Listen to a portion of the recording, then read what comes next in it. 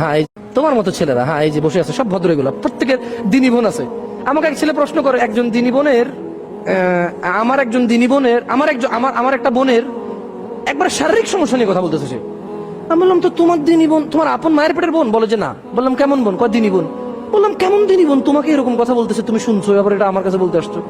তুমি একটা কোমলমতি আমার ছোট্ট শিশু বোন, তাকে তুমি ঘর থেকে বের করছো, আর তারপরে তোমার যখন কয়েকদিন তার সাথে থাকা হয়ে গেছে, সব কাজকর্ম তোমার শেষ, আর একটা মেয়েকে দেখে বলতেছো যে লা লা লা লা লা হারাম, আমি আজহারি সাহেবের ওয়াজ শুনেছি, এগুলো হারাম। সো তুমি তোমার পথে, আমি আমার পথে।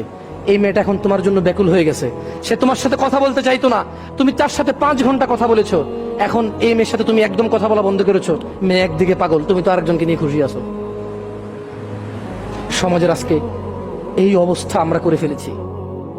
আমি মাঝে মধ্যে কিছু ওই যে প্রেম প্রীতি নিয়ে এগুলো নিয়ে কথা বলি, আমাকে প্রশ্ন করে যে হুজুর পিএইচডি করছে এগুলোর উপর, হুজুর কেমনে এত কথা জানে? আরে ভাই, তুমি আমাকে প্রশ্ন করো। শেখ, একটা মেয়ে খুব ভালো ছিল, বোরখা পরিহিতা, ওর চরিত্রে আমি আকৃষ্ট হই। চতুর্দিকে এত বেপরদা মেয়ে, এত খারাপ আজে বাজে মেয়ে, একটাই মাত্র আমার স্কুলে মেয়ে ছিল যে বোরখা পরে আসতো। ও নামাজও আদায় করতো, কারোর সাথে কথা বলতো না, অনেকে ওকে প্রেমপত্র দিয়েছে, আমিও ওর মধ্যে একজন ছিলাম। সবাই হাল ছেড়ে দিয়েছে, আমি ছাড়িনি। আমি একটার পর একটা আমার বোনকে দিয়ে, আমার অন্যান্য বান্ধবীদেরকে দিয়ে ওকে প্রেমপত্র দিলাম। তারপরে ও আমাকে বলল ও বেনামাজির সাথে সলাত আদায় প্রেম করবে না। আমি সলাত আদায় করা শুরু করলাম শুধু ওকে প্রেম করার জন্য। ইন্নামাল আমালু বিন্নিয়াত হাদিসের মধ্যে যে আছে যে হিজরত করলো কোনো মহিলাকে পেতে, আর যে হিজরত করলো আল্লাহকে পেতে, সে তাই পাবে যা সে নিয়ত করলো। দেখেন আজকাল ছেলে মেয়েরা প্রেম করার জন্য নামাজ পড়ে, আল্লাহ নবী 1400 বছর আগে তা বলে দিয়ে গেছে, এরই নামাজ ওই প্রেমকেই পাবে, কিয়ামতের কোনো কিছু পাবে না। যাই হোক, ও যে বলে না হুজুর আপনি কিভাবে জানেন, আপনি কি আগে প্রেম করছেন নাকি? আরে ভাই, তোমার মতো ছেলে আমাকে প্রশ্ন করতেছে। মেয়েটা আমার প্রেমের প্রস্তাব প্রত্যাখ্যান করার পর আমি সর্বোচ্চ চরিত্র অধিকারী হলাম। সলাত, ভালো ভদ্র ব্যবহার, শালীন পোশাক আশাক, মাথার চুল কাটিং, সবকিছু নম্র ভদ্র করলাম। মেয়েটার সাথে আমি প্রেমে লিপ্ত হলাম। ও আমার সাথে কথা বলতে চাইতো না, আমি ওকে জোর করলাম। এক পর্যায়ে বললাম আত্মহত্যা করব, হাত কেটে ফেলবো। ওকে ভিডিও কল দিলাম, ওর ওর ওর মায়ের মোবাইলের ছবি পাঠাইলাম, আমার গলার মধ্যে ছুরি। মেয়েটা রাজি হলো আমার সাথে কথা বলতে। খুব ভালো ভদ্র মেয়ে ছিল, আমি তার প্রতি আকৃষ্ট ছিলাম তার এই ভদ্রতার নম্রতা দেখে। তোমার মতো কোনো ছেলে আমাকে এরকম প্রশ্ন করে, প্রশ্নগুলো শোনার পরে কি আমি বুঝতেছি না এলাকার কি অবস্থা? আমি কি বুঝি না আমার যুবক ভাইদের কি অবস্থা?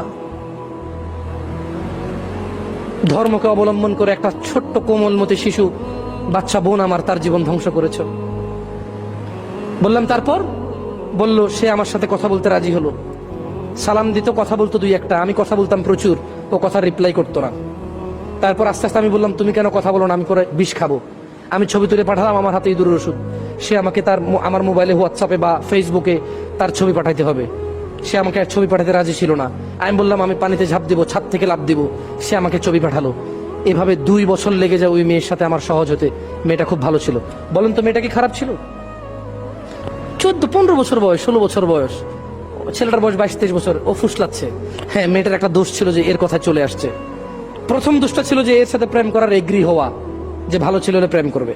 বাট ছোট্ট মেয়ে এই অপরাধটা করতেই পারে, কিন্তু এই তোমার মতো চালাক নামাজি দাড়িওয়ালা ছেলে, আহলে হাদিস বলো নিজেকে, না নিজেকে জামাতি বলো, তাবলিগি বলো, ফুরফুরা বলো, আটরশি বলো, মাইজ ভান্ডারি বলো, কওমি বলো, হ্যাঁ মাদ্রাসার ছাত্র বলো, ভদ্র ঘরের ছেলে বলো, তুমি এটা করছো। তুমি একটা কোমলমতি আমার ছোট্ট শিশু বোন, তাকে তুমি ঘর থেকে বের করছো, আর তারপরে তোমার যখন কয়েকদিন তার সাথে থাকা হয়ে গেছে, সব কাজকর্ম তোমার শেষ, আর একটা মেয়েকে দেখে বলতেছো যে লা লা লা লা লা হারাম, আমি আজহারি সাহেবের ওয়াজ শুনেছি, এগুলো হারাম। সো তুমি তোমার পথে, আমি আমার পথে।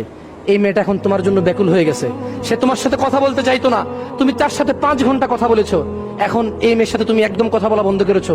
মেয়ে একদিকে পাগল, তুমি তো আরেকজনকে নিয়ে খুশি আছো। সমাজের আজকে এই অবস্থা আমরা করে ফেলেছি। তোমার মতো ছেলেরা, হ্যাঁ এই যে বসে আছে সব ভদ্র, এগুলো প্রত্যেকের দিনী বোন আছে। আমাকে এক ছেলে প্রশ্ন করে,